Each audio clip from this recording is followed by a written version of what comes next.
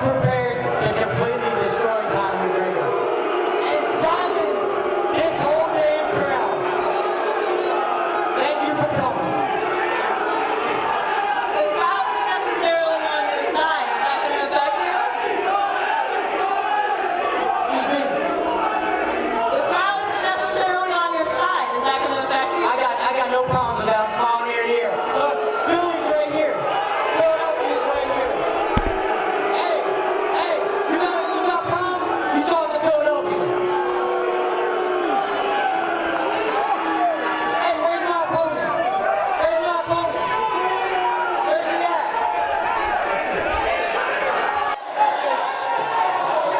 Okay. Go ahead, sir. My name is Ryan Gerbosi. I'm with Newsday. This question is for Joanna and Karolina. We've had a few big women's fights on major cards. You were on 190 with Ronda. You've been on a few big events too. Hey, you got to put that mic right in front of your mouth, especially with Don't the be Irish. afraid. You've been on a few big events so far. We've had a few women's fights on big events. What does it mean for women's MMA and the growth of the sport to be on a big event and have 3 women's fights on this card? I'm just very happy that Dana and UFC, they made the decision to bring female fighters to the UFC. And how you see, we can headline the shows, and I'm happy to be part of UFC 205. How I was very excited for 193 with Ronda Rousey and Holly Holm on the same card. So this show is going to be epic, and I will put on show. And same question for Karolina. I think women are really great fighters, and I am happy because I am part of UFC, and my dreams come true. I fight on UFC 205. Yeah, this is a great feeling. This question's for Eddie. Eddie, what do you think of Conor McGregor not being here?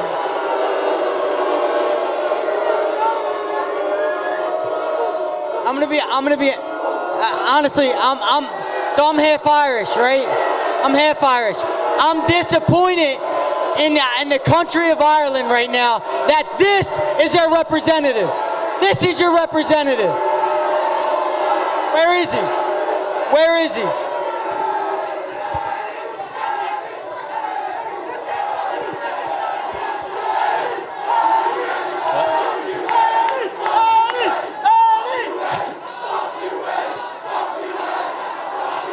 Hey, this is on TV. Calm down. Go ahead, sir. What's your question? I'm Robert Exley, New York City News Service. My question's for Woodley and Wonderboy. It's no secret that you guys don't like each other. Is this going to be a rivalry going forward? Can we expect you guys not to like each other after the fight's over? Nah, man, I've always expected, whoever I face, always have respect for. This is going to be a tough fight. So, I'm here to put on a show. I know he is as well. So, all respect to Tyron. Tyron?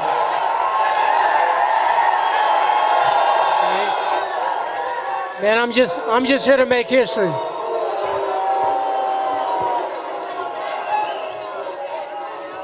Just a question for Eddie Alvarez over here. Eddie, I know you said that the mental game won't affect you, but when you see a crowd like this, when you see a situation like this, is it hard not to become emotional going into this fight? I don't understand shit they say. They're from Ireland. I don't understand a goddamn thing they say. They don't even know their numbers. They say 13. I don't even know what that shit is. A lot of people are saying that you're going to have a strategic approach to this fight, but if this does get in your head, is there a chance that you may end up in a position where you guys just slug it out and you abandon your game plan? Who knows? Hey, who knows? I don't even know what I'm going to do. So, you know what? I don't even have an opponent. I'll see you guys tomorrow, okay? Yo, when he comes, you give me a call.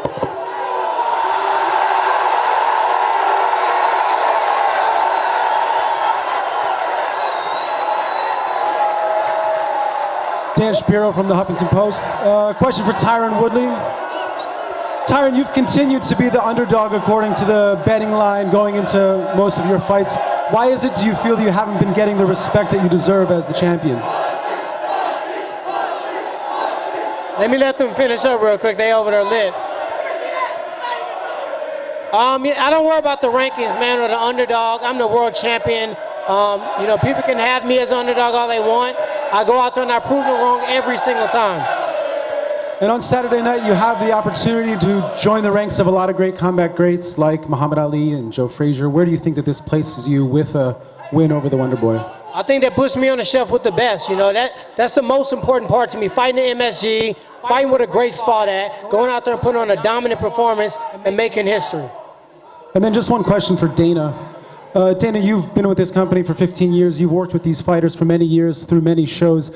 How have you seen their focus change now that they're on the stage in New York as opposed to the normal shenanigans sometimes? Well, obviously, this is not like any other fight. This is a massive, enormous show. And but so far, everybody's, you know, it's just like any other show. These guys are obviously, you know, ready to go. And tomorrow night's going to be a special moment when they walk out into Madison Square Garden. It's a big deal, and but these guys are going to perform just like any other night, I'm sure.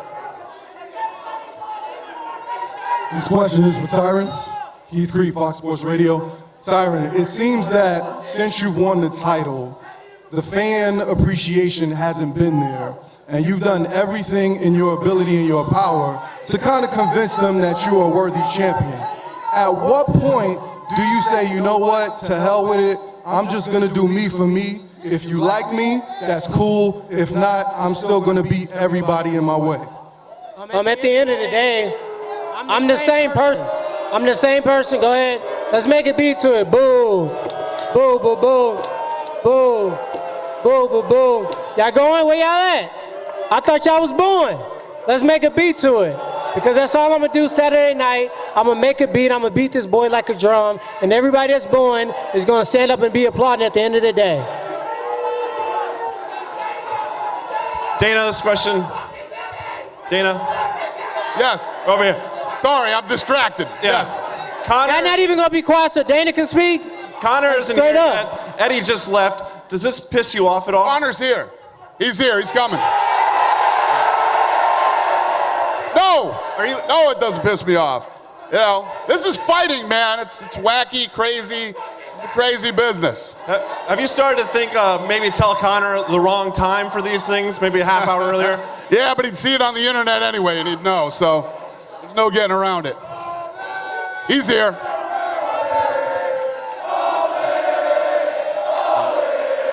Robert Exley, New York City News Service.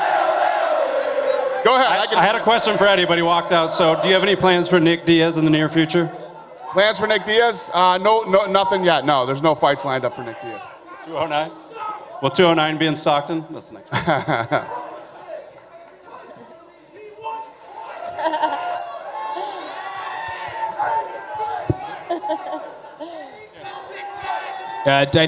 Dana, have we got anything special planned production-wise for Saturday night? Obviously, we had live music performances at 189 and 200. We had a yellow mat. Anything for Saturday?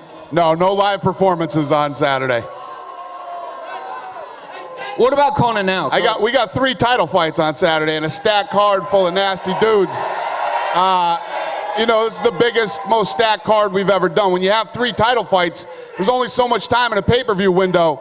We're just worried about the fights on Saturday night. What about Conor now? He's obviously late again. What happens? Does he get fined or? You know, I'm in such a good mood, man, for this event. Listen, it is what it is. He's going to be a few minutes late. He's in the building right now. He'll be up here. John Morgan, MMA Junkie. Dana, how do these conversations go, though, with Conor? I mean, you said in the past he's got to start learning to respect everybody's time and be on time. So how do these conversations go? You got the what? How do these conversations go with Conor when he's not on time? I mean, you're promoting the biggest event in company history and you don't have your biggest star. How do those conversations go with him?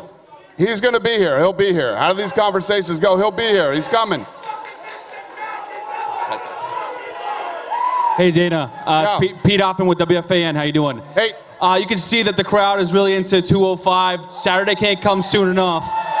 You just announced 209 is going to be at Barclays in February. What's the likelihood, like Nevada is the home of UFC, but what about New York being like the secondary home for UFC? Well, how about that? Well, you know, it's been a long time coming. We've been waiting for a long time to get in here. We're here. We said when we got here that obviously all the support we got from MSG, these guys have been fantastic since day one in helping us get here. We're going to go all over New York. We're going to go, you know, the city. We're going to go out to Albany and Buffalo and Syracuse. We're going to travel all over New York. So, yeah, we're going to be here a lot over the next couple years. Hey, Dana, to your right. Dana, to your right, here in the back. I was just curious if you can kind of put in perspective what you think this is going to do pay-per-view-wise. I know when we talked about Ronda's comeback fight, you said you thought it could be the biggest pay-per-view ever. Yeah. Given the fight you have in the main event and the two other title fights you have now, do you think that this pay-per-view could even remotely approach Mayweather and Pacquiao? Well, obviously, the Mayweather-Pacquiao number is ridiculous. You know, that number was massive. Never seen anything like it. And we obviously first time in New York and with such a sick card. I mean, the countdown show that we did the other night on Fox did 2.4 million viewers for a countdown show. Embedded the first episodes at like 1.3 million. The numbers are huge, so looking good. Dana, right here. You mentioned coming to 209 in Brooklyn and coming back to all over the store, but Madison Square Garden has such an iconic history in combat fighting sports. When you do come to MSG, is the goal always going to be to put on a huge, significant event like this? Yeah, well, we always try to put on the best events we can.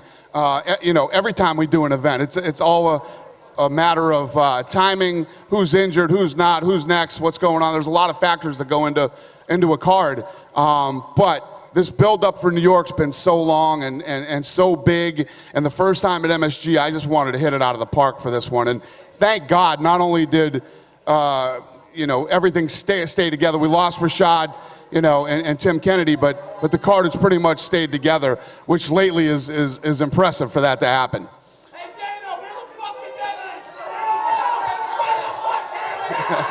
Wonderboy, right here. Are you annoyed at all that Conor McGregor can't make it here on time? Speaking of the devil. Here he is.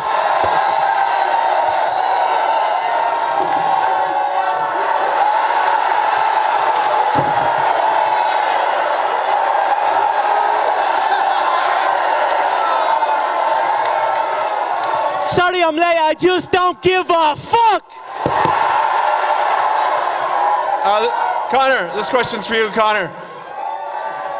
Conor McGregor. Conor, where have you been?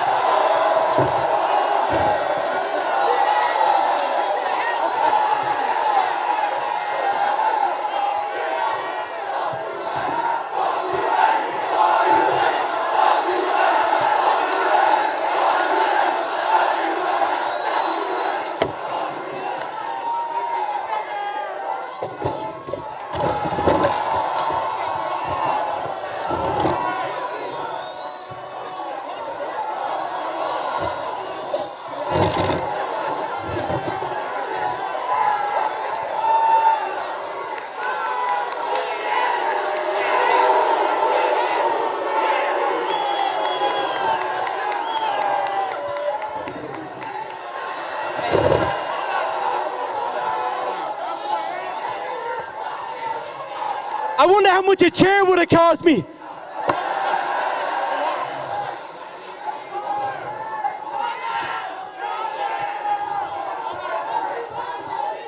Conor, while you were on your way here, Eddie said he was disappointed in the country of Ireland. What do you think about that? I don't give a fuck what Eddie says. Who gives a fuck? The Irish are back. We've taken back control of New York City. I run New York City. I'm a fucking pimp. Rocking Gucci Mink. And without me, this whole fucking ship sink.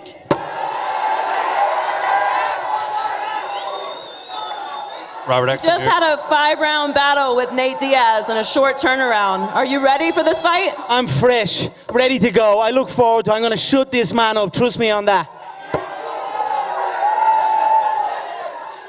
Robert X. New York City News Service. My question's for Eddie. My question's for Eddie Alvarez. Khabib has said that he hopes you win the fight, so because you won't duck him if you win. Do you have any ideas on what's next for you if you do beat Conor? After I beat Conor and silence the country of Ireland, I'm gonna have a couple pina coladas. You have to look for me somewhere. And Conor, I have a question for you. Is there any truth to the idea that you want to retire after this fight, or are you going to take time off? I'm only warming up. He's gonna have to. He's gonna have to. Take all them belts. I'll take all them belts over there. Hey guys, question for Conor. Conor, you're here, everybody's excited. Just curious, where were you? Why the lateness? I operate on my time. I operate on my own time. And I'm running early on my time. It's a huge event here at UFC 205. Prior to UFC 202, you said your legacy is set in stone after Jose crumbled. What does this fight mean for your legacy? This just puts it even more in stone. That second belt, never been done. No one's even came close. No one's even attempted it. So that's it. My legacy, I'll be immortalized after this one. Couple of questions for Eddie. Eddie, what's your reaction to Conor coming in and taking your belt? And also, are you aware that the belt that you took is actually Conor's? I think he's a little bit on tilt. He's a bit flustered, you know. Conor looks distracted to me. I think Conor's having two kids, and his girlfriend's not having twins. So you do the math. It has me feeling all kind of ways. Also, last question for Eddie. You've spoken about how you want to go in there and you want to expose Conor McGregor and show everybody that Santa Claus isn't real. Is a win enough for you in this fight, or are you looking to make a specific statement? No, I came for an apology from him. I want an apology for saying my wife and kids. Suck these big Irish balls. Hey, if he don't apologize, then I'm gonna make him beg. I'm gonna give you a chance to apologize. You apologize to me. These big Irish balls all in your face. Then it's done. Question for Tyron. Tyron, when Conor McGregor said that he wants all the belts on the table, you kind of gave him a bit of a look. Give us your reaction to when you heard that. What went through your mind? I want all the what belts? All these belts? Yeah, he pointed to the belts and said he'll take all the belts. I think he's talking about Eddie's belt. Conor, just to clarify, would you ever move up to welterweight and try and get a third belt if you could? All the belts. Tyron, your response to that? Hey, we punching a way different power in this weight division. Pack a lunch, brother. A question for Conor over here. Conor, if you can reiterate for us, what do you plan? I know you don't want to talk about the future too much, but you said at the initial press conference that they're going to need an army to get rid of the second belt. UFC continues to say that you're going to have to do something. Has there been further discussions about what you will do if you become a two-time champion? I'll army up, and then I'll see what kind of army they bring, and then we'll go from there. We'll cross that bridge when we get there. Okay, and you also said recently that you're not very interested in fighting in Nevada anymore. Now that Pat Lundvall is no longer on the commission, A, are you sticking to that stance? And B, did you have anything to do with her leaving? You know, I don't know about the whole Pat Lundvall situation that she got sacked a day after giving the biggest money man in Las Vegas history a fine that's going to keep him out of sea. I don't know whether that is the reason why she got the sack. I don't know, but look, I'll see. Who knows? I fucking love this place. I know that. So we'll see. Okay, and a question for Eddie. You said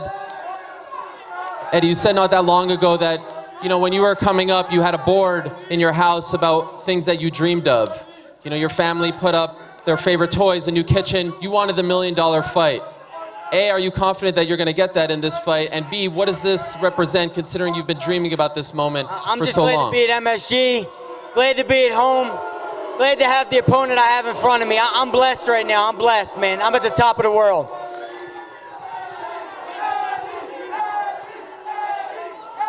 Hey, Dana. Michael Landsberg from TSN.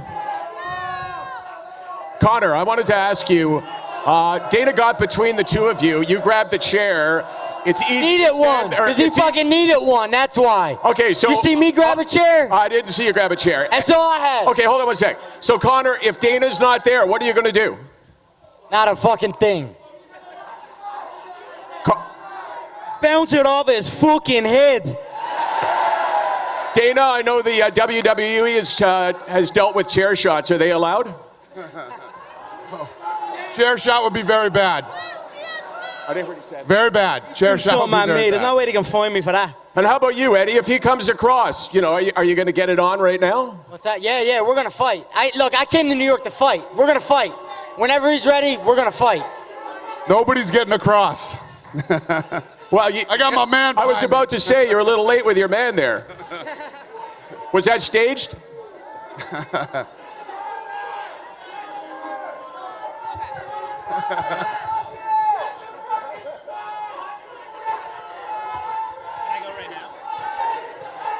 Brian Campbell with Conor. Brian Campbell with ESPN.com. Look, Conor, there's been a lot of talk about this special announcement that you're teasing for Saturday night. Can you give us a preview of it right now? Don't worry about it. Just buy that pay-per-view twice. I can tell you what a special announcement is if you guys want to know what it is. You want to know? No? Okay. You want to know? Conor, if you can't tell us about an announcement, bro, can you tell us about that coat? Yeah. Gucci Mink. This is what confidence looks like. Serious. This is what big Irish balls look like. Conor, we know you love New York. What have you been doing? Describe your typical day in New York. I know you're driving around in a Rolls Royce. 2 rolls. The second rolls came. We had 1 rolls custom made, and then the second rolls came today. 1 rolls for each gold belt. I've been just driving around embracing the city. The city has treated me amazingly. I walk out. I'm in my own little spot, and then the spot where they're all staying is empty. The fans are all outside my spot. So they've been showing me a lot of love. I've been driving around, having fun, training, shopping, just living my life, preparing for another contest. This is what I do. It's the Mac life. Great. And Eddie, what do you think that announcement's going to be? Conor's having 2 kids, and his girlfriend is not having twins. So you guys do the math.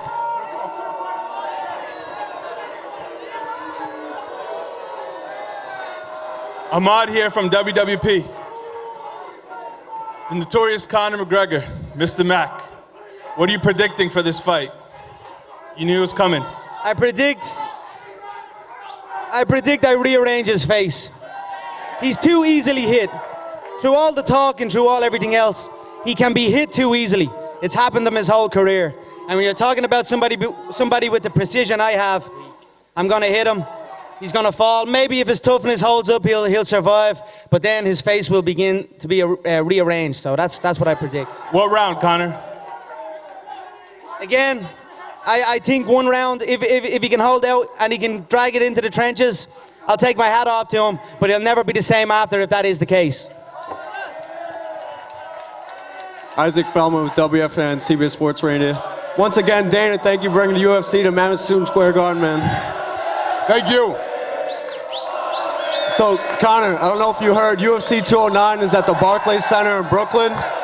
Assuming you keep your prediction, is there a possible Nate Diaz trilogy match at UFC 209?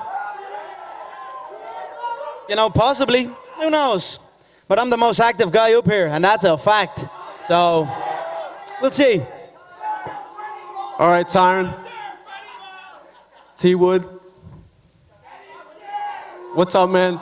Love what you've been doing in your community. Appreciate you putting on great fights. How do you expect the fight to go with Stephen Thompson? Steven's a puzzle, man. We took a long time trying to figure out the puzzle. Brought in some great guys for training camp. I'm just excited to go out there, man, put on a great show. Question for Eddie.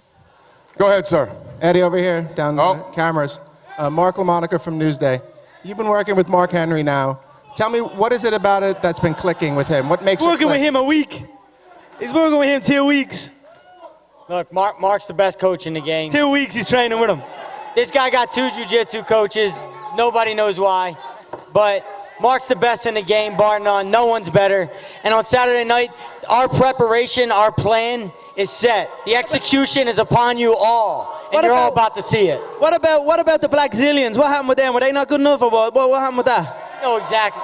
You know exactly where I'm at all times. You know where I am. Saying I touched you with the Black Zillions, and then you're with this new guy, and this new guy's the best guy. What happened to the last guy? That's all I'm asking. What happened to the last guy? No? Hey, where's John Kavanaugh? Why you got two jiu-jitsu coaches?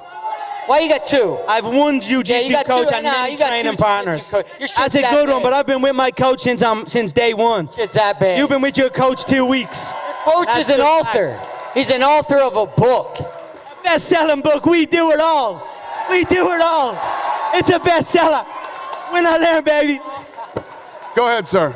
A question for Conor McGregor. Conor, you changed your preparations coming up to the Nate Diaz fight to go 5 rounds against Nate. You're saying this fight is going to be over in 1, possibly 2 rounds. How have you prepared for this fight? Will you be ready for 5 rounds if Eddie's up for it? Yeah, of course. I certainly believe in my shots. I believe in everything I have here that I will put this man away. But I am prepared for the 5 rounds. I kind of hope it is 5 rounds because they've discussed the cardio as an advantage on his side when I completely disagree on that. So if he can make it into the trenches, we'll go there and we'll see. But I am prepared for 5 rounds. We'll he see. He gassed out holding the chair. You guys see it? He gassed out right over here 2 seconds ago. Just one last question. Hey, that was me. I gassed out. Just one last question, Conor. You got to hold the 2 belts there for a few minutes. How did that feel? It felt very familiar. I've been 2-weight world champion a long time now. It felt familiar to me. I've got a question. Hi, it's Karyn Bryant. Hold on. Karyn, it's not working. Go ahead. Oh, it's Try not, it again. Okay, there you go. Karyn Bryant from MMA H.E.A.T. Conor, I have a question for you. You know, you talk about the belief in yourself, the lack of doubt. Was there a moment in any of your fights in particular, though, that really sealed that for you? Was it maybe the second fight with Nate? Well, what was it? Was there one moment where you even surprised yourself and said, damn it, I'm better than I thought I was? I looked in the mirror this morning. I was like, damn, I'm better than I thought I was last night. I don't know. All these fights are learning experiences for me. They're very, very enjoyable. I feel I learned. I'm very happy RDA pussied out the first one when I was supposed to get the second belt. I would have knocked him clean out, like I said. I'm very happy that I was taken on that detour with Diaz. I got to learn about myself. I got to evolve and go to that next level of my training and of my mental belief. And here we are now as a new version of myself once again. Eddie, I would have the same question to you, Eddie. Is there a moment in your career, was there one fight in particular that you knew you could take it all the way? I think every single fight you learn a little bit more about yourself as a champion. But I think it's when you get your belt taken away and you're no longer a champion, I think that's when you grow the most. That's when you find out the most about yourself. I've been a world champion. I fought the best in the world, and I've always learned, always grew. And last question is both for Tyron and for Stephen. Tyron, you are, the other day it was about a 2-1 underdog in the fight. You're a man who knocked out Robbie Lawler. You are the champion. Are you surprised at all by the fact that you're the underdog in this fight? And Stephen, how do you feel about being the favorite? Fights aren't fought on paper, so the odds can say whatever they want. I've been an underdog 5 of my last 6 fights. I have the fastest finish in welterweight championship history. At the end of the day, 5 of my 6 victories have been by finish. So I'm just going out there to fight and make history. Same thing, you know. I don't think about who's favored, who's not favored in the fight. I just go out there and focus on what I need to do out there Saturday night and try and put on a show for you guys out here. So I appreciate it. Gareth Davis, Daily Telegraph. Question for Dana, first of all. Dana, obviously you know your boxing history, and Rocky Marciano, Lennox Lewis, Evander Holyfield, Mike Tyson, all the guys that have fought here. Obviously Lorenzo's left the company now, and Mark Ratner worked so hard with you. Can you just put into context what it means to you on a personal level, what it means to that kind of phalanx of men you've worked with and the women to get this event here and finally be here? Yeah, not just all the boxing events, but all the events, period. I mean, Madison Square Garden is probably the most famous arena on earth. And, to be here, to hold the first event here, and like I said, when this goes down on Saturday night, when everybody starts walking in and the fights start to, happen, it's going to be awesome. I rarely look around and take it in, because we're going 100 miles an hour, but you better believe I will on Saturday, for sure. And you've had your own fight to be here, haven't you? So it means a lot more. Yeah, well, the fight was ridiculous to get here. It's just, it should have never happened. But at the end of the day, it made it bigger. It made it a bigger event. It made it more special. And I wouldn't change it. I wouldn't change it at all. And a question for Conor. A question for Conor. Good afternoon, Conor. Looking fantastic in the Mink. What does it mean to you? You know, we've seen the Irish hordes, the brilliant fans that travel with you to Vegas all those times. And they're still here with me today, and I'm very, very grateful for that. Blown away. It keeps me coming here and showing up and putting on a performance for my fans. Does it do something extra special to you? You've talked about the electricity that you felt just working out in here yesterday. It ran him off the stage before I got here. It does a hell of a lot. And how much does it give you that these guys drowned out your opposition in America? Thank you. My opposition seem to be talking shit all the time, so I'm happy with it. Keep doing it. I'm going to take 2 more questions. Go ahead, sir. Question is for You're Conor. next, brother. Conor, before you won the belt from Jose in December, you seemed to basically break him before the fight even happened mentally. How would you evaluate Eddie in the lead up to the fight, him sort of withstanding your own mental game? Yeah, I feel he's damaged goods. I mean, his career he's been damaged big time. But looking at him, he's aged. He looks a bit gaunt. Yeah, I'm very happy with it. But at the end of the day, we go in there and we fight, and the shots will land regardless of whether he's feeling good or feeling bad. And my shots do damage, and that's it. And then, Eddie, you were supposed to be here 4 years ago. If not for some contractual issues, you were going to headline a UFC card for the lightweight title. Now that you're here 4 years later, what have you learned over the last 4 years, and how have the fights with Gilbert and with RDA and with Pettis helped you prepare for this fight with Conor? I've always been the underground king of this sport. I've always been the UFC champion, whether I was here or not. It just was a matter of time before I got here, and I got this belt, and no one's getting it from me. Go ahead, buddy. Yep. Question for Conor. Carlos Contreras from Mexico City, from Milenio.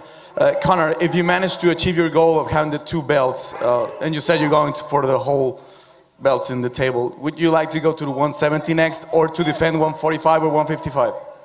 Yeah, you know, I'm trying to live in the moment right now. This is such a historic event. So much going on in the city, so much buzz. I mean, I'm just trying to enjoy it and embrace it. I'll get the 2nd world title, raise them up consecutively, enjoy the moment, and then we'll go from there. And lastly, question for Eddie. Eddie, you've been the underdog pretty much in all your fights here in the UFC. How much is this fitting you, this hostility from the fans? I love it. I love these guys. I'm actually going to take a picture of these guys right here.